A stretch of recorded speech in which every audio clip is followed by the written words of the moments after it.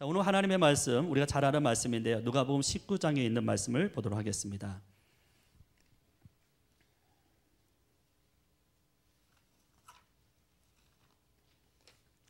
누가복음 19장입니다.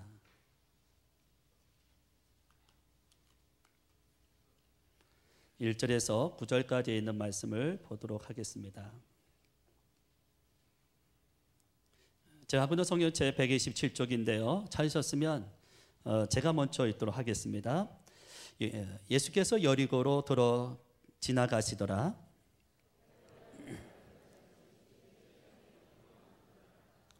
저가 예수께서 어떠한 사람인가 하여 보고자 하되 키가 작고 사람이 많아 할 수 없어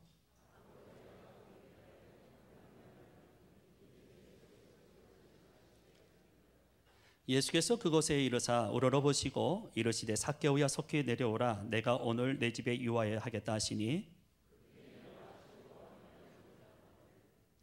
무사람이 보고 수군거려 가로되 저가 죄인의 집에 유하러 들어갔도다 하더라.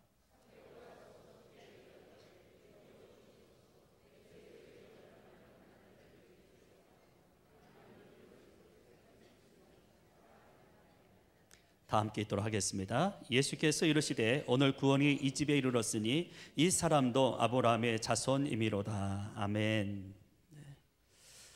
사람은 나름대로 다 열등감이 있습니다. 근데 그 열등감은 상대적입니다. 상대가 가지고 있고 내가 없다면 열등감을 느낄 수가 있다는 말이죠. 그래서 사람은 외모에 대한 컴플렉스가 있죠. 환경에 대한 열등감이 있습니다. 또 학벌에 대한 배우지 못한 것에 대한 그런 열등감도 있습니다. 누구와 비교하고 분석할 때 그 열등감이 생기게 된다는 것이지요. 옆집 남자가 선글라스 끼고 좋은 자동차를 몰고 출근하는데 내 남편은 걸어서 출근을 갑니다. 왠지 비교되지요. 그런데 비교하면 남자는 참 힘들어요. 멋진 남자는요 비교하는 여자와 절대 안 삽니다. 남자는요 비교하는 것 몹시 싫어합니다. 차라리 비교하려면 내 남편보다 낮은 사람하고 비교하세요. 내 남편이 걸어서 회사를 출근합니까? 그러면 겨우 다니는 사람하고 비교하십시오. 왜 그러냐면 여러분 비교하면 끝이 없습니다. 비교하면 나만 초라해지고 나만 비참해지고 나만 괴롭습니다. 비교하면 자기도 모르게 열등의식에 이렇게 갇히게 되고 사로잡히게 됩니다. 그러니까 비교하면 안 되는 거예요. 그러니까 내 남자가 최고다. 아시겠죠? 내 여자가 최고다. 그렇게 살아야지 비교하고 살면은 자기는 모르게 열등의식에 사로잡히게 된다는 거예요. 여러분 생각해 보시죠. 비교한다고 사람이 달라집니까? 비교한다고 해서 현실이 달라지고 환경이 달라지고 상황이 바뀌어지게 됩니까? 그건 아니거든요. 비교하면 비교할수록 나만 복잡해져요. 여러분 그런데 성경에 그 열등감에 아주 사로잡힌 사람이 한 사람이 있습니다. 바로 그 사람이 오늘 삭개오라는 인물입니다. 여러분 이 삭개오가 어떤 열등감에 사로잡혔는지 먼저 그것을 우리는 확인해 봐야 됩니다. 여러분 3절 말씀을 보겠습니다. 3절 말씀에 보니까 삭개오의 외모에 대한 것이 나옵니다. 그 외모가 뭐냐면 키가 작고라는 거예요. 키가 작으니까 사람이 많아 할 수 없다는 거예요. 키가 작아서 안 된다는 사람이 누굽니까? 삭개오다. 상대적으로 사람들은 키가 큰데 자기는 작다는 거죠. 거기에 대한 열등감을 가진 사람이 바로 삭개오다. 그 다음에 두 번째로 우리가 살펴볼 말이 있어요. 그게 뭐냐면 2절 말씀 보겠습니다. 2절 말씀에 보면은 이런 말씀이죠. 삭개오라 이름만한 자가 있으니 마지막에 또한 뭐라고요? 부자다. 자 그런데 삭개오라 이름만한 자가 있으니 죄송합니다. 세리장이라고 이렇게 말이 나오죠. 세리장. 여러분 세리는 어떤 직업입니까? 좋은 잡은 아닙니다. 삭개오의 잡은 세리장입니다. 그런데 당시의 세리는요 창녀와 동급입니다. 같이 취급을 당했어요. 그러니까 죄인의 대명사가 누굽니까? 세리인 것을 알 수 있어요. 자 오늘 또 말씀을 보면은 여러분 7절 말씀 보십시오. 7절 말씀에 보면 가로되 저가 죄인의 집에 유하러 들어갔도다. 예수님께서 지금 누구 집에 들어갔다는 거예요? 사람들은 삭개오를 향해서 죄인이라고 얘기하는 거예요. 이스라엘 사람들이 아주 싫어하는 사람이 바로 세리였어요. 당시의 세리는요, 악덕 착취자였어요. 남을 괴롭히고 또 강제로 빼앗고 그리고 약탈해 나가고, 그게 바로 세리의 모습이었어요. 그렇게 돈을 벌었어요. 그러니까 세리의 잡은요, 인기 있는 잡이 아니에요. 칭찬받는 잡이 아니고 오히려 욕먹는 잡이다. 인간 이하의 대접을 받고 어느 누구도 상대해 주지 않아요. 동족들에게 왕따를 당하고 그런 삶을 산 것이 바로 세리의 삶이죠. 자, 그런데 이 삭개오는 세리 중에서도 세리장이에요. 세리는 오늘날로 말하면 CPA 정도? 자, 세리장하면 한 국세청장 정도 되지 않겠어요? 아주 높은 지위를 갖고 있는 사람이죠. 자, 세리만 해도 나쁜 사람인데 세리장은요, 더 나쁜 놈이다. 그렇죠? 죄송해요, 논문에서. 그런 거예요. 그래서 이 세리는요, 뭐에 대한 있어요? 그 직업에 대한 열등감이 있는 거예요. 그 삭개오는 직업에 대한 열등감이 있어요. 자, 또 하나, 여러분 또 2절 말씀해 보니까 또한 부자라는 말씀이 있어요. 그렇죠? 여러분, 부자는요, 욕먹는 짓 안 합니다. 그래, 안 그래요? 사람들에게 죄인 취급받는 잡을 갖겠습니까? 안 갖습니다. 여러분, 그래서 부자는 세리 안 합니다. 그런데 뭐에 대한 열등감이 있어요? 자기는 어려서부터 환경이 가난하다는 거예요. 가난에 대한 열등감이 있는 거예요. 그래서 어떻게 하든지 부자가 되고 싶은 거예요. 이런 열등감에 사로잡힌 사람이 누굽니까? 삭개오란 사람이에요. 열등감에 똘똘 뭉친 사람이 바로 삭개오다. 이런 내적인 열등감이 있어요. 혹 우리 가운데 외모에 대한 컴플렉스가 있는 사람이 있을지 모르겠어요. 난 좀 뚱뚱하다고, 난 좀 덜 생겼다고. 여러분, 못생겼다고요, 마음 상하지 마세요. 저도 못생겼거든요. 자신을 학대하지 마세요. 여러분, 겉으로 보이는 것이 전부가 아니잖아요. 안 생겼으면 어때? 하나님 날 인정하면 되죠. 아멘입니까? 여러분, 제가요, 우리 교회 안에 그 성형외과 의사분이 계시잖아요. 그래서 한번 만났어요. 꽤 좀 오래된 얘기인데요. 제가 그런 질문을 했어요. 집사님, 저 같은 얼굴은 견적이 얼마나 나올까요? 라고 물었어요. 그랬더니요, 저를 아주 많이 쳐다봐요. 그리고 나서 하시는 말씀이요, 목사님, 죄송한데 목사님 견적이 안 나오네요. 그러더라고요. 왜요? 그랬더니 고칠 때가 너무 많대요. 그러니까 아예 목사님 견적을 이렇게 고치려고 하기보다는 그냥 죄송한데 포기하고 사세요. 그러시더라고요. 섭섭했어요. 저도 좀 쌍꺼풀 같은 거 좀 하고 싶고, 저도 쌩얼이거든요. 얼굴에다 칼을 한 번도 대본 일이 없어서. 여러분, 사람은요, 나의 열등감에 관심이 별로 없어요. 세상은요, 나에 대해서 관심이 별로 없어요.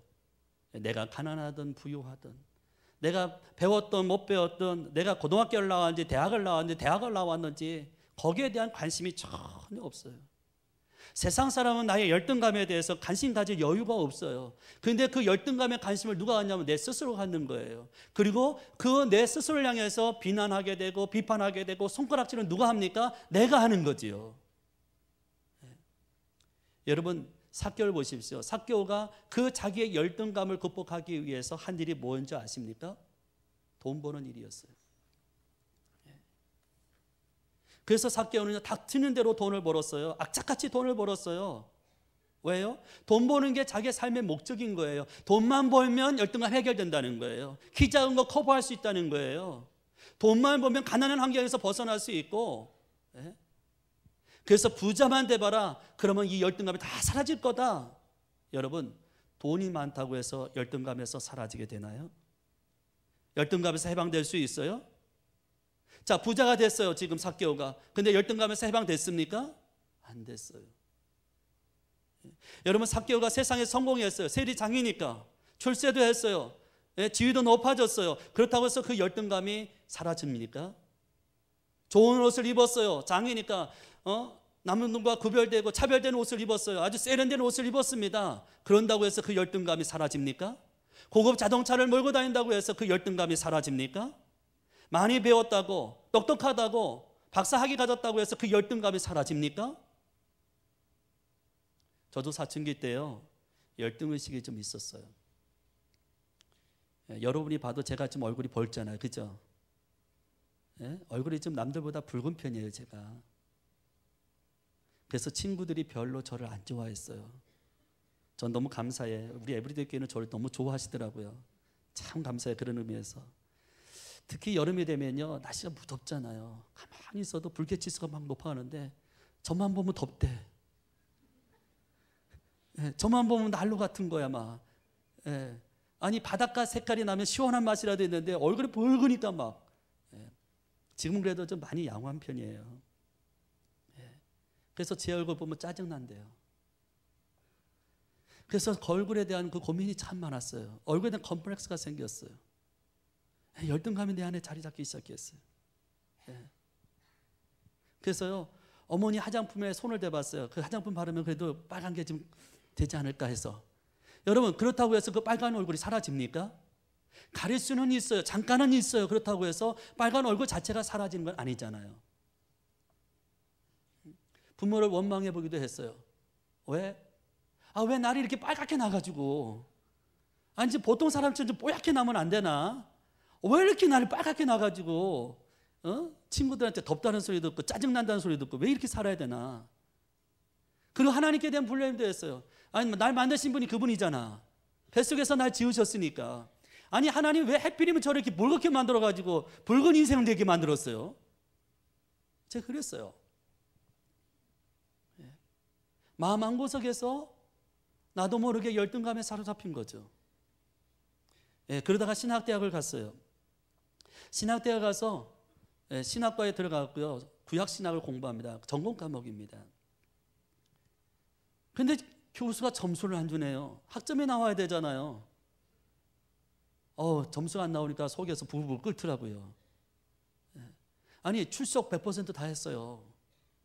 리포트 제 날짜에 다 갖다 줬어요.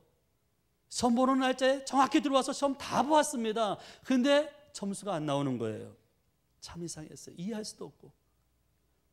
안 되겠다. 교수님 찾아가서 내가 물어봐야지 하고 교수님 찾아갔어요. 교수님, 내 쳐다보지도 않아요. 왜 쳐다보시거나 말거나 계시니까 일단 말을 해야 되겠다. 교수님, 왜 제가 점수를 안 나와야 되지요? 전 알고 싶습니다. 저는 공짜로 이 학교 다니는 것이 아니라 등록금 꼬박꼬박 내고 다닙니다. 저에게는 알 걸 있다고 생각합니다. 교수님, 왜 제가 점수가 안 나오는지 이유를 말씀해 주십시오. 그랬더니 교수님이 이렇게 뭘 쓰다가 이렇게 쳐다봐 이렇게. 되게 기분 나쁘더라고요. 그죠? 그러면서 교수님이 가만 딱 하는 말이요. 아주 목소리 굵직하게 그래요. 요즘 신학생들은 술 처먹고 학교 다니나? 그러더라고요. 제가 얼굴이 붉으니까 클래스에 들어오는 한 녀석이 있는데 꼭 술 처먹고 돈 오는 것 같은 거예요. 제가. 안 되겠더라고요. 교수님, 그게 아니라고 해도요, 안 믿어요. 우리 집안 내력이 이래요. 그래도 안 믿더라고요. 그래서 할 수 없이 그 다음날 아버지를 모시고 왔어요. 왜냐면 아버지는 저보다 더 벌겋거든요. 우리 아버지 얼굴이 저보다 더 장난 아니게 생겼어요. 그러고 났는데 학점이 나왔을까요? 안 나왔을까요? 뭐 남의 일이라고 신경도 안 쓰죠? 나왔어요. 아주 겁나게 나왔어요. 그러고 있다가 제가 이렇게 성경을 봅니다. 그런데 사무엘상 16장 12절에 가서 말씀을 보게 됐어요. 거기는 누구의 이야기가 나오냐면 사무엘은요, 이렇게 다윗에 대한 이야기가 많이 나오잖아요.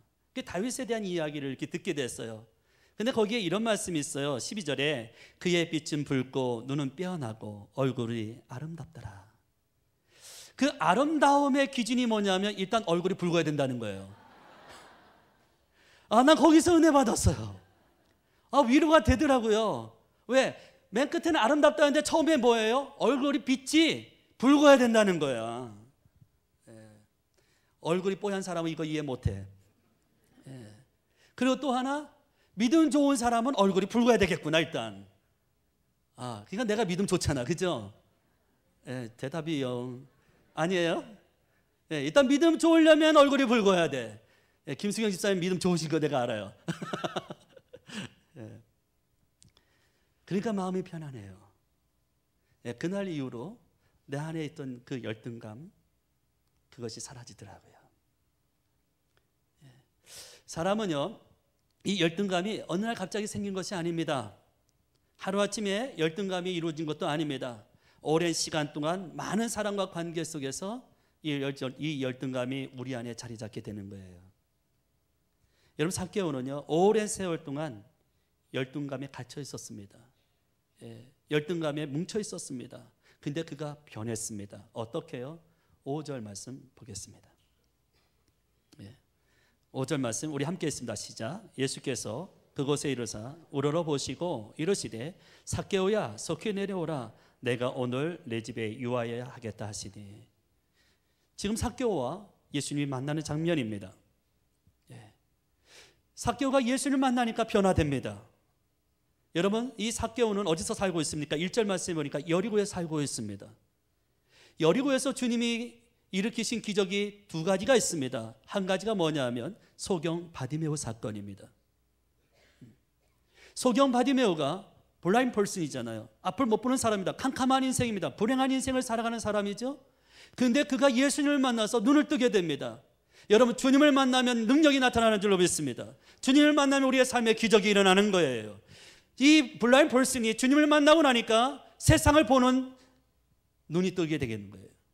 캄캄한 인생이 밝은 빛의 인생이 되고 정말 새로운 인생으로 나아가게 되는 거죠. 자, 이 사람하고 또 한 사람이 누구 있습니까? 바로 이 삭개오라는 사람입니다.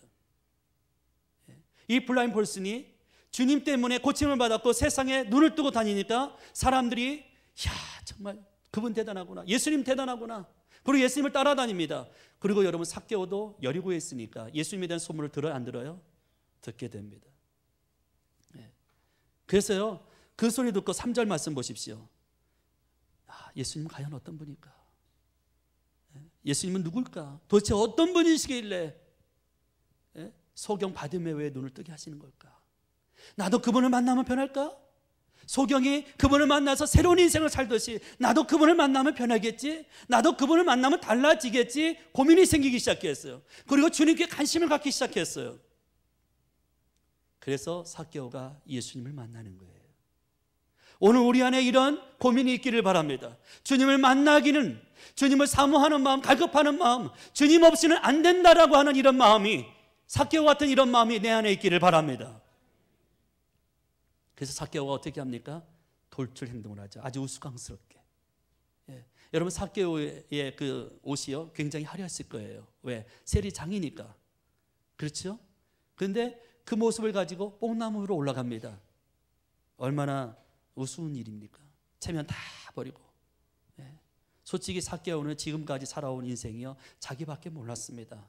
왜? 어떻게 돈만 벌면 된다는 생각에 부자만 되면 되겠지, 그렇게 살아온 사람입니다. 이기주의를 살았던 사람이에요. 남이야 고통당하든 말든, 남이야 아프든 말든, 남이야 눈물 흘리든 말든 그거 신경 안 쓰던 사람이 삭개오였어요. 그런데 예수님을 만나고 나서 삭개오의 삶이요, 확 달라집니다. 그렇죠? 자기의 재산을 팔아서 내놓습니다. 자기 재산을 가난한 사람들에게 나눠줍니다. 베풉니다. 남이 들어왔습니다. 그전까지는 남하고 관계없던 사람을 살던 사람입니다. 그런데 은혜 받고 보니까, 예수님을 내 안에 영접하고 보니까 다른 사람이 보이기 시작한 거예요. 그리고 더 큰 놀라운 역사가 일어났어요. 뭐냐 하면요, 여러분 8절 말씀해 보면 네 것을 토색한 일이 있으면 몇 배나 갚겠다고요? 4배나 갚겠다요. 지금 삭개오의 재산은요, 정상적인 방법으로 번 돈이 아니에요. 깨끗한 돈이 아니에요. 다 남을 힘들게 하고 괴롭혀서 강제로 취해서 얻은 돈이라고요.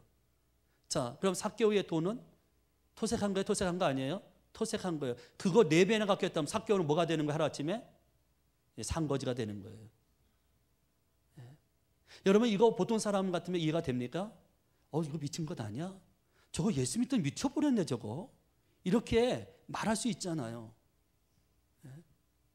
근데 주님을 만나고 나니까 삭개오의 삶이 달라도 완전히 다르다 하는 거예요.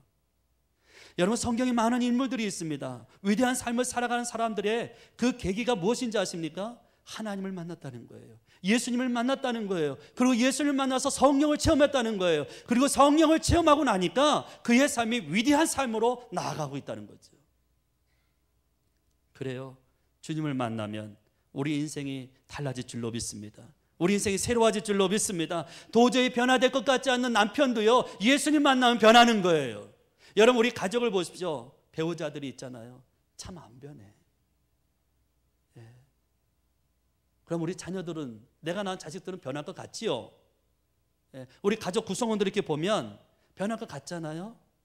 근데 변해요, 안 변해요? 안 변해. 신앙생활은 하고 있는데도 변화하고는 좀 거리가 있어. 예.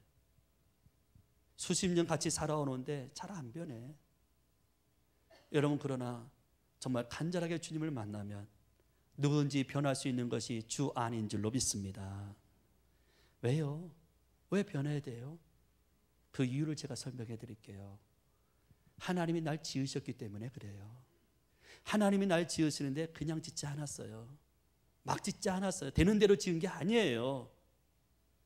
그냥 나는 어쩌다 생긴 그런 사람이 아니라는 거예요. 하나님이 날 지으실 때 계획하셨다는 거예요. 하나님이 날 지으실 때 거기에 목적을 두셨다는 거예요. 여러분 보십시오. 사람이 만드는 게 이 마이크 아닙니까? 이 마이크를 만들 때도 목적을 두고 만들거든요. 그러니까 이 목적대로 쓰임받고 있는 거죠. 그래, 안 그래요? 목적대로 쓰임, 피아노 마찬가지죠. 키보드 마찬가지예요. 목적대로 쓰여졌기 때문에 목적대로 쓰임받고 있는 거지요. 하나님이 날 열등한 존재로 만드신 게 아니라고요. 하나님이 날 하찮게 만드신 것이 아니라 하나님이 날 만드셨을 때 목적 있게 만들어 주신 줄로 믿습니다. 그래서 우리 인생의 목적이 어디서 발견됩니까? 그분을 만날 때 발견되는 거예요. 그래서 예수 안에 있으면 내 인생에 의미가 있고 가치가 있고, 예수 안에 있으면 목적이 있는 인생으로 바뀌어지는 겁니다. 믿어지십니까? 그래서 예수 안에 있으면요, 이런 그 열등감이 사라지는 거예요. 여러분, 모세를 볼까요? 모세는 하나님 만났을 때 하나님 모세에게 애굽으로 가라고 그래요. 근데 모세가 뭐라고 얘기해요? 못 간다 그래요. 아니, 안 간다 그래요. 그러면서 뭐라고 그래요? 하나님께 얘기해요. 하나님, 사람 잘못 보셨어요. 여러분, 하나님이 사람 잘못 볼 일이 있나요? 없지요. 그런데 아주 모세는 당당하게 말해요. 하나님, 사람 잘못 봤어요. 그래도 하나님께서 아니다, 가라 그러니까 모세가 뭐라고 얘기해요? 하나님, 나는 입이 둔한 자입니다. 근데 참 아이러니하게도 입이 둔한데요, 말 대답은 꼬박꼬박 하고 있어요. 그러면서 하는 얘기가 그거예요. 주님이 쓰시겠다고 4번씩이나 얘기하는데, 내가 누군가인데 가며 내가 누군가인데 이스라엘 백성을 건져내겠습니까? 지금 미디안 광야에 와서 처가살이를 하고 있고, 지금까지 이 광야에서 내가 한 일은 장이를 양치는 것밖에 없습니다. 내가 할 수 있는 것, 양치는 것밖에는 아무것도 없다고. 여러분, 열등감이 낳는 결과가 뭔지 아세요? 소극적이라는 거예요. 못한다는 거예요. 안 된다는 거예요. 무능력하다는 거예요. 난 갈 수 없다는 거죠. 그래서 뭐라고요? 잘못 봤다는 거예요. 어떤 분에게 전도하라 그러면 난리가 나요. 난 못해요. 다른 건 다 할 수 있어요. 제발 저에게 전도하라 소리만 제발 하지 마세요. 왜 전도 못할까요? 주님을 만나서 성령 받은 체험이 없는 거예요. 여러분, 그러나 하나님을 만나서 하나님이 나와 함께 하시면 내 안에 열등감이 사라집니다. 내 안에 열등감이 나를 떠납니다. 그리고 나서 새로운 사람이 되는 거죠. 여러분 보십시오. 모세 못 간다고 했어요. 안 간다고 했어요. 그런데 하나님이 끝까지 함께 하니까 결국 가요, 안 가요? 가잖아요.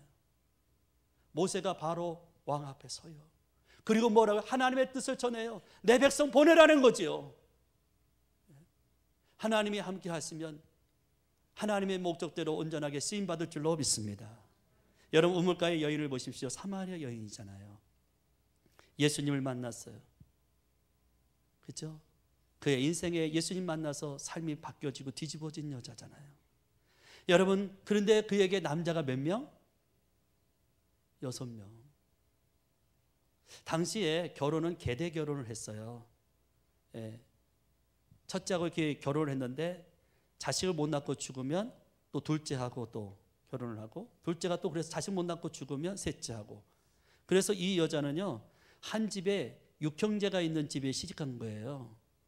근데 형이 자식 못 낳고 죽으니까 또 또 둘째하고 셋째하고 넷째하고 다섯째까지 그렇게 하고 지금 있는 남자는 뭐예요? 그도 역시 형제 중에 한 사람이에요. 자, 우리가 이런 사람을요, 한국 사람들 그래요. 서방 잡아먹는 뭐라고요? 그죠? 그러면 아시죠? 제가 여기 강대사니까 이게 아주 얌전하게 하는 거예요. 관계만 맺으면 남편이 죽어요. 남자들이 죽어가는 거예요. 그러니까 그 소문이 온 마을에 바닥에 다 퍼졌어요. 사람들이 안 좋아해요. 환영 안 합니다. 그래서 이 여자도 사람 만나는 게 싫은 거예요. 누구 만날까 무서운 거예요. 대인기피증까지 생겼네요. 여러분 광야입니다. 한낮에 정오에 가면 햇빛이 가장 강렬할 때 아닙니까? 그럴 때 물길로 왔어요. 왜? 그때는 사람들이 없으니까, 인적이 없으니까 물길로 왔는데 그때 누구를 만나요? 예수를 만나는 거예요. 불행한 여자죠. 행복하지 않은 여자예요. 그 마음속에 열등감이 꽉 차 있는 여자예요. 그런데 이런 여자가 주님을 만나고 나니까 어땠어요? 그 물동이를 가지고 와서 물을 길러 가지고 그 물동이를 버려두고 사마리아 마을로 뛰어들어갔어요. 그리고 내가 만난 예수를 전하고 있더라는 거예요. 여러분 이렇게 예수님을 만나면 우리를 가둬놓았던 열등감에서 자유함이 있는 거예요. 해방을 주시고 그리고 복음을 위해서 살아가는 삶으로 바뀌어지게 된다는 거예요. 여러분 제가 여기 있는 게 기적 아니던가요? 제가 여러분 앞에 어떻게 설 수 있어요? 제가 설 수 없는 사람이에요. 여러분 앞에 설교할 수 있는 거 감히 말도 안 돼요. 저 같은 죄인이. 저는 기도할 때 그런 기도를 참 많이, 하나님 전 지렁입니다. 정말 하나님 보시기에 정말 징글징글 맞은 사람입니다. 그런 제가 어떻게 설교할 수 있냐고요. 그런 제가 어떻게 여기에서 여러분에게 이 복음을 전할 수 있겠어요. 이 전한다는 자체가 기적이고 은혜죠. 왜 이렇게 침묵하고 계세요? 왜? 주님이 내 인생 가운데 찾아오셨어요. 날 만나주셨어요. 그리고 나에게 목적이 있는 인생으로 삶을 바꿔주셨어요. 그래서 내 삶을 드리고 그리고 나의 모든 생명을 바쳐서 주를 찬양하고 경배하는 거예요. 여러분 우리가 미국에서 삽니다. 마이너티로 살아가죠. 소수민족입니다. 우리가 미국에 살면서 어떤 분은 신분적인 문제가 해결이 안 돼서요 열등감 속에 살아갈 때가 있어요. 어떤 분은 비즈니스가 실패해서 그것 때문에 열등의식 속에 살아갈 때가 있어요. 미국에 와서 열심히 공부했습니다. 박사학위까지 받았습니다. 그런데 내 삶의 형편은 전혀 나아지지 않아요. 경제력도 없습니다. 그나마 살고 있던 집 은행으로 넘어가고 크레딧 다 망가졌습니다. 그래도 열등감을 느끼면 안 된다는 거예요. 이민생활 20-30년을 했는데 아직도 아파트 생활에서 벗어나지 못해요. 난 실패자야. 좌절하면 안 된다는 거예요. 어떤 사람은 그럴 수 있어요. 이민생활 내가 뭐 했나 싶을 때가 있어요. 그렇게 열등감 속에 살면 안 된다는 거예요. 내 인생은 그렇게 초라한 인생이 아니라는 거예요. 왜? 내 인생의 가운데 하나님이 계시기 때문에 그런 거예요. 여러분 보십시오. 내 인생을 누가 계획하셨어요? 하나님이 계획하신 줄로 믿습니다. 내 인생의 목적이 누구한테 있어요? 하나님께 있는 줄로 믿습니다. 여러분 그렇다면 내가 지금 주 안에 있어요. 주님이 내 안에 있어요. 맞습니까? 여러분 그렇다면 내 삶을 전체를 책임질 수 있는 분이 누구세요? 하나님인 줄로 믿습니다. 우리가 그러죠. 찬송가에 지금까지 지내온 것 주의 크신 은혜라 믿어지십니까? 정말 그게 맞습니까? 그럼 앞으로도 하나님의 은혜로 살고 하나님이 내 인생 책임져 주실 줄로 믿습니다. 내 삶이 안 된다고 해서, 내 삶이 열악하다고 해서, 내 삶이 그렇게 초라하다고 해서 열등감에 갇혀 지내면 안 된다는 거예요. 때로는 부족할 수 있어요. 때로는 약할 수도 있어요. 때로는 열등의식 속에 살아갈 수 있어요. 그러나 그때도 주님이 나와 함께 계심을 믿으시기 바랍니다. 그래서 하나님을 만나면 이런 열등감이 사라지는 거예요. 떨쳐버릴 수 있는 거예요. 열등감과 이별할 수 있는 거예요. 자, 9절 말씀 보십시오. 우리 다 함께 있도록 할까요? 시작. 예수께서 이르시되 오늘 구원이 이 집에 이르렀으니 이 사람도 아브라함의 자손이미로다. 아멘. 여러분 예수님이 삭개오를 만나자마자 뭐라고 하셨어요? 오늘 구원이 이 집에 이르렀다는 거예요. 삭개오가 구원받았다는 거예요. 죄인 삭개오가 구원받았다는 거예요. 아주 놀라운 소식을 선포하고 있어요. 그런데 구원받은 것으로 주님이 끝나고 있지 않더라는 거예요. 그 구원받은 삭개오에게 뭐라고 얘기하시냐면 이 사람도 아브라함의 자손이미로다 라는 거예요. 여러분, 삭개오는 어떤 사람이에요? 죄인의 대명사예요. 세리입니다. 세리장입니다. 삶은 부유했습니다. 세상에서 출세했습니다. 세리장이었습니다. 옷도 화려하게 입고 살아갑니다. 그런데 삶은요, 형편없습니다. 세상 사람이 인정해 주지 않습니다. 세상 사람이 손가락질합니다. 여러분 7절 말씀도 보십시오. 저가 죄인의 집에 들어간다. 그를 죄인 취급하는 것이 세상 사람입니다. 어느 누구도 그를 관대하게 대접하지 않습니다. 그런데요, 뭐라고요? 주님은 그러한 삭개오를 향해서 너도 아브라함의 자손이라는 거예요. 세상 사람들 그를 향해서 손가락질하고 비판하고 비난하고 그리고 따돌림 시켰어요. 민족에게서 왕따를 당했어요. 그런데 주님은 그런 왕따당하고 있는 삭개오에게 뭐라고 얘기하십니까? 너도 아브라함의 자손이라는 거예요. 약속의 자녀라는 거지. 하나님의 언약의 자손이라는 거예요.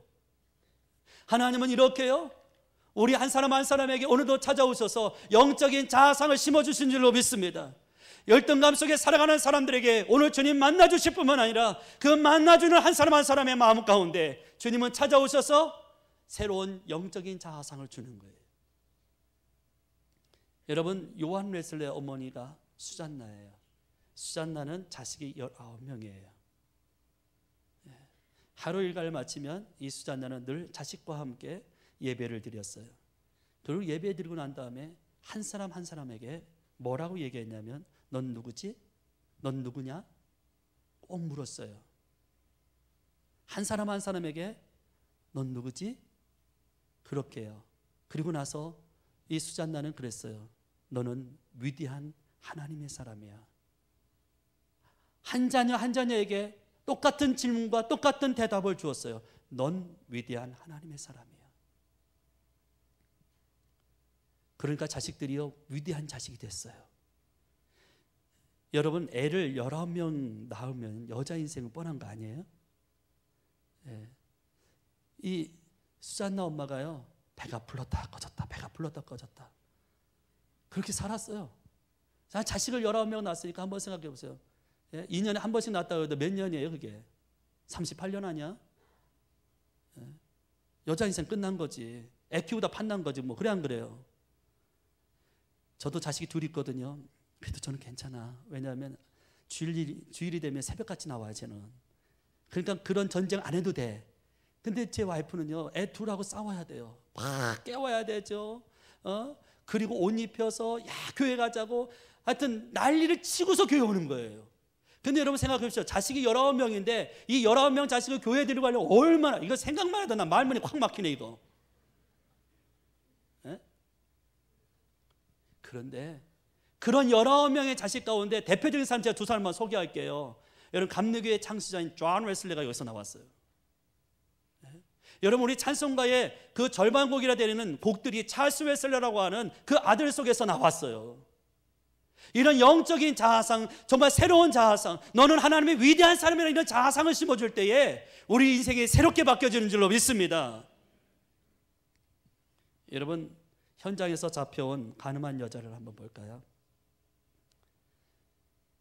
현장에서 잡혀온 가늠한 여자니까 돌에 맞아 죽어야 되는 여자예요.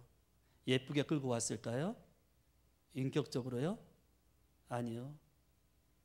끌고 오면서 발로 차고 막 욕하고, 아주 짐승도 그렇게 끌고 오진 않을 거야. 그렇게 끌고 와서 주님 앞에 있어요. 사람들은 제각기요 돌을 들어서 쳐 죽이려고 해요. 근데 예수님 뭐라고 해요? 그 여자에게 다시는 죄를 짓지 말라는 거예요. 다시는 죄를 짓지 말라. 너도 깨끗하게 살 수 있다. 너도 성녀가 될 수 있다라는 거예요. 거룩한 자녀가 될 수 있다는 거예요. 이런 자아상을 심어주니까 마침내 그 여자가 예수님의 십자가를 지키는 막달라 마리아가 되는 거 아니에요? 어느 누구도 예수님의 십자가를 지키지 않았어요. 예수님의 12제자 가운데 단 한 명도 그 자리에 없었어요. 그런데 이 여자만큼은 예수님의 십자가의 자리를 지키고 있더라는 거예요. 예레미야를 볼까요? 하나님의 말씀이 에레미야에게 임하니까 뻗팅겨요. 에레미야 1장 1절에 보니까요, 하나님의 말씀이 임하여, 그리고 나서 뭐라고 얘기냐면 하나님께서 그 에레미야를 복중에서 구별했다는 거예요. 택했다는 거예요. 그러면서 내가 너를 열방의 선자로 세웠다는 거예요. 이 말을 들은 에레미야가요 슬퍼합니다. 왜? 난 아닙니다. 나는 그런 일을 감당할 사람이 아닙니다. 그렇게 말할 줄도 모릅니다. 자기 인생에 대해서 아주 유치한 자상을 가지고 살아가는 사람이죠. 별 볼 일 없는 사람입니다. 거기에는 제가 아니고 다른 사람 세워야 됩니다. 그런 거예요. 그런데 하나님 뭐라고요? 그런 에레미야를 모태에서부터 택했다는 거예요. 그리고 모태에 있을 때 이미 하나님이 열방의 선지자로 세웠다는 거예요. 그렇다면 그의 인생을 어떻게 살아가야 됩니까? 하나님이 세운 자상으로 살아가야 되는 거예요. 믿어지십니까? 여러분, 오늘도 우리 한 사람 한 사람에게 하나님은 영적인 자상을 주세요. 주님을 만났다면 새로운 자상이 내게 있을 거예요. 그러면 우리는 그 하나님이 세워주신 그 자상을 가지고 살아가야 될 줄로 믿습니다. 여러분, 삭개오를 보세요. 그는 초라한 인생을 산 사람이에요. 죄인으로 살아가는 사람이에요. 세리니까 그 중에 세리의 장이니까 보통 죄인은 아니에요. 죄인 중에 죄인이에요. 그런데 하나님 뭐라고요? 너도 아브라함의 자손이라는 거예요. 아직도 열등감 속에 살아가고 계세요? 자기를 학대하고 괴롭히고 자기를 향해서 손가락질하고 자기를 향해서 비난하고 계십니까? 내 인생인데 이게 뭐야? 하고 그렇게 말하십니까? 삭개오가 주님을 만날 때 열등감에서 자유함이 있었어요. 그 어떤 것도 열등감에서 우리를 풀어내지 못해요. 그러나 주님을 만나면 그 열등감에서 해방되는 줄로 믿습니다. 여러분, 주님을 만나면 그 열등감에서 우리는 이별하게 되고요. 그 열등감에서 주님이 주신 음성으로 살게 돼요. 하나님께서 삭개오에게 주신 음성이 뭐였어요? 영적인 자아상이었어요. 너는 아브라함의 자손이다. 이제부터 삭개오는 세리로 살아가는 것이 아니에요. 세리의 장으로 살아가는 것이 아니라 아브라함의 자손으로 살아가는 거예요. 그래요, 오늘도 하나님은 우리에게 위대한 계획을 갖고 계세요. 우리 저와 여러분 한 사람 한 사람에게 오늘 목적을 두고 계세요. 내가 너를 택했다는 거예요. 내가 너를 왕같은 제사장으로 삼았다는 거예요. 거룩한 나라로 삼았다는 거예요. 그렇다면 우리는 무엇으로 살아야 됩니까? 거룩한 나라로 살아야 되는 거예요. 왕같은 제사장으로 살아야 되는 거예요. 힘없이 살아가는 것이 아니에요. 비굴하게 살아가는 것이 아니란 말이죠. 열등감 속에서 오늘도 그 가운데서 허우적거리면서 마지못해 살아가는 그런 인생이 우리가 아니라는 거예요. 하나님의 말씀으로 일어서고 하나님의 말씀으로 오늘도 아브라함의 자손으로 살아가는 인생, 그것이 바로 저와 여러분의 인생인 줄로 믿습니다. 기도하겠습니다. 들은 말씀을 기억하면서요, 함께 기도로 나가기를 원합니다. 오늘 내 안에 열등감이 있습니다. 여러분, 치유받기를 바랍니다. 여러분의 열등감이 오늘 고침받기를 바랍니다. 여러분의 열등감이 오늘 예수를 만나서 해결되는 이 시간 되기를 바랍니다. 주여, 내 열등감을 물쳐주시오. 주여, 내게 새로운 자아상을 달라고 기도하십시오. 이상같이 않으면서 기도하겠습니다. 할렐루야. 하나님 아버지, 은혜를 감사합니다. 하나님 아버지, 선을 하나님께 도와주시는 걸 감사합니다. 아버지 하나님, 우리를 아버지 하나님 감사합니다. 하나님을 바라보게 하시면 감사합니다. 하나님을 자기 하시면 감사합니다. 하나님 아버지, 나갈 수 있는 우리의 삶에 주옵소서. 정말 아버지 하나님, 우리의 열등감이 주님을 만나서 했으면 좋겠습니다. 아버지 하나님, 하나님의 음성을 사용하여 주시옵소서. 아브라함의 자손을 사용하여 주시옵소서. 아버지 하나님, 거룩한 나라로 살게 하시고 영적인 자존감을 가지고 살게 하나님 아버지 도와주시길 원합니다. 하나님 아버지 축복해 주시길 원합니다. 하나님 아버지 역사해 주시길 원합니다. 인도해 주시옵소서. 감사합니다. 주님의 이름으로 기도합나이다. 하나님 아버지, 은혜를 감사합니다. 오늘 우리를 그동안 감싸고 있었던 열등감에서 자유함을 주시니 감사합니다. 우리의 열등감을 치유해 주셔서 감사합니다. 아버지, 오늘 주님을 만나서 새로운 영적인 자아상을 회복시켜 주시니 감사합니다. 아버지, 삭개오가 아브라함의 자손으로 살아가듯이 오늘 우리가 이 땅에 살면서 아버지 하나님께 택함 받은 백성으로 왕같은 제사장으로 거룩한 나라로 아브라함의 자손으로 살아가는 놀라운 축복을 누리는 삶이 되게 도와 주시옵소서. 예수님의 이름으로 기도하옵나이다. 아멘. 우리 찬송가 500장 1절만 다 같이 일어나셔서 부르시겠습니다.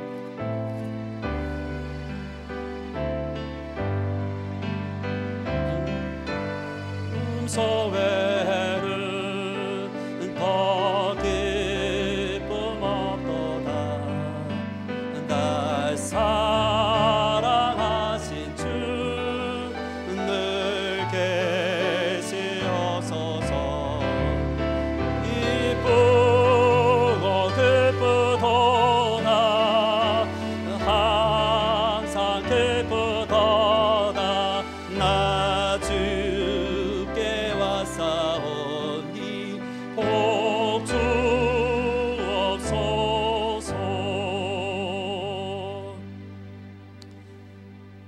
하나님 아버지, 우리 한 사람 한 사람 정말 하나님 앞에 부족하고 연약하고 초라하고 열등감 속에 살지만, 그러나 오늘 말씀을 통해서 우리의 열등감을 치유해 주시니 감사합니다. 고쳐주시니 감사합니다. 주님을 만나서 영적인 새로운 자아상으로 살아가는 우리 한 사람 한 사람이 되도록 복을 내려 주시옵소서. 또 하나님께서 우리에게 은혜를 주셔서 이 시간 주 앞에 우리의 삶을 가지고 나왔습니다.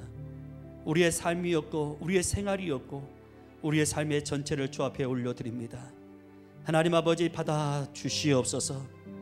그리고 아버지 하나님의 새로운 자아상으로 우리의 삶을 변화시키며 새롭게 살아가는 멋진 크리스찬들이 되게 도와 주시옵소서. 이제는 우리 주 예수 그리스도의 은혜와 우리 하나님 아버지의 크고 놀라우신 사랑하심과 성령님의 함께 하심과 내주 교통 역사하심이 오늘 주님 앞에 나와 새로운 영적인 자아상을 가지고 하나님을 섬기며 멋진 신앙생활 하기로 마음에 결단하는 사랑하는 성도님들 머리 위에와 또 사랑의 교회에서 귀한 생명의 말씀을 선포하시는 우리 담임 목사님 머리 위에 이제부터 영원토록 함께 계실지어다.